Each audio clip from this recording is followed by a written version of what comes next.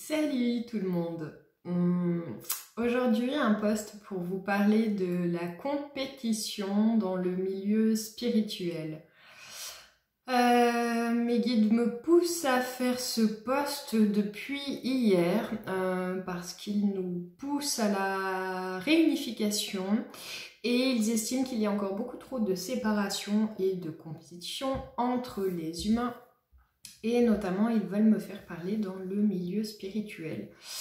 Car le milieu spirituel, en tout cas dit spirituel, est censé être un environnement où justement ces valeurs d'unification, d'être ensemble, de coopération, de bienveillance, etc. Voilà, sont censés être totalement ancrés. Et en fait...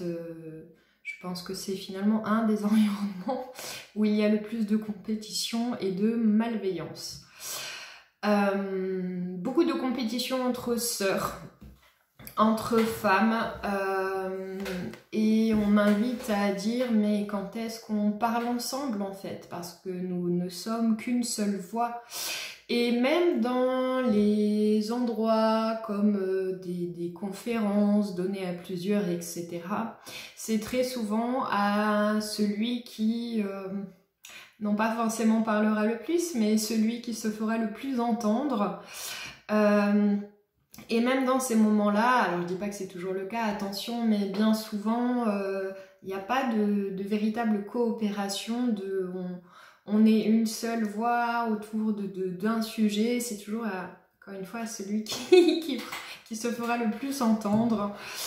Il y a une espèce de truc comme ça où on se tire la bourre, où en fait on n'a toujours pas compris que la richesse de l'un sert la richesse de l'autre, que personne ne nous fait d'ombre dans la mesure où on est assis à notre place en fait. Donc la question à se poser, c'est quand je me sens en compétition, quand je me sens menacée par telle ou telle personne, pourquoi? Où est-ce que moi je me sens encore pas tout à fait serein et en confiance de ce que je suis, de ce que je porte?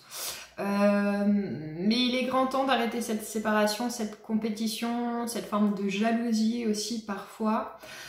Il y a de la place pour tout le monde et on est tous ensemble et c'est véritablement important de s'en rappeler et de, encore une fois, parler ensemble, créer ensemble, œuvrer ensemble. On est tous un et quand est-ce qu'on le comprend en fait? Voilà. Et aussi vous dire que toujours dans ce milieu dit spirituel, c'est pas ceux qui parlent le plus ou qui sont le plus mis en avant qui ont le plus de choses à dire.